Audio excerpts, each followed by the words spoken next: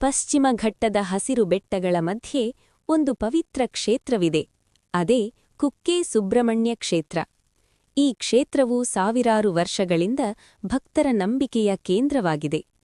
ಪುರಾಣಗಳಲ್ಲಿ ಹೇಳುವ ಪ್ರಕಾರ ತಾರಕಾಸುರನನ್ನು ಸಂಹರಿಸಿದ ನಂತರ ಸುಬ್ರಹ್ಮಣ್ಯ ಸ್ವಾಮಿ ಈ ಪವಿತ್ರ ಸ್ಥಳಕ್ಕೆ ಬಂದರು. ಅಲ್ಲಿ ನಾಗರಾಜ ವಾಸುಕಿಯು ಭಯದಿಂದ ಆಶ್ರಯ ಕೇಳಿದನು. ಗರುಡನ ಭಯದಿಂದ ಕಂಗೆಟ್ಟಿದ್ದ ನಾಗಗಳನ್ನು ರಕ್ಷಿಸಲು ಸುಬ್ರಹ್ಮಣ್ಯ ಸ್ವಾಮಿ ಇಲ್ಲಿ ವಾಸ ಮಾಡಿದರು. ಆ ದಿನದಿಂದ ಈ ಸ್ಥಳ ನಾಗಗಳ ರಕ್ಷಣೆಯ ಕ್ಷೇತ್ರ ಎಂದು ಪ್ರಸಿದ್ಧಿಯಾಯಿತು. ಭಕ್ತರು ತಮ್ಮ ಕಷ್ಟಗಳು, ನಾಗದೋಷಗಳು ಮತ್ತು ಸಂಕಟಗಳನ್ನು ನಿವಾರಿಸಲು ಇಲ್ಲಿ ಬಂದು ಪ್ರಾರ್ಥನೆ ಮಾಡುತ್ತಾರೆ. ಸ್ವಾಮಿ ಕರುಣೆಯಿಂದ ಅವರ ಜೀವನದಲ್ಲಿ ಶಾಂತಿ ಮತ್ತು ಸುಖವನ್ನು ನೀಡುತ್ತಾರೆ.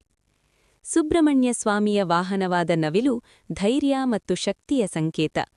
ಅವರ ಹಿಂದೆ ನಿಂತಿರುವ ಮಹಾನಾಗ ದೈವಿಕ ರಕ್ಷಣೆಯ ಚಿಹ್ನೆ. ಈ ಕ್ಷೇತ್ರದಲ್ಲಿ ನಡೆಯುವ ಪೂಜೆಗಳು, ವಿಶೇಷವಾಗಿ ಸರ್ಪ ಸಂಸ್ಕಾರ ಮತ್ತು ಅಶ್ಲೇಷ ಪೂಜೆ, ಭಕ್ತರಿಗೆ ಅಪಾರ ಆಶೀರ್ವಾದ ನೀಡುತ್ತವೆ. ಆದ್ದರಿಂದಲೇ ಕುಕ್ಕೆ ಸುಬ್ರಹ್ಮಣ್ಯವು ಕೇವಲ ದೇವಸ್ಥಾನವಲ್ಲ, ಭಕ್ತರ ನಂಬಿಕೆ, ಭಕ್ತಿ ಮತ್ತು ದೈವಿಕ ಶಕ್ತಿಯ ಮಹಾಕ್ಷೇತ್ರವಾಗಿದೆ. ಓಂ ಶ್ರೀ ಸುಬ್ರಹ್ಮಣ್ಯಾಯ ನಮಃ.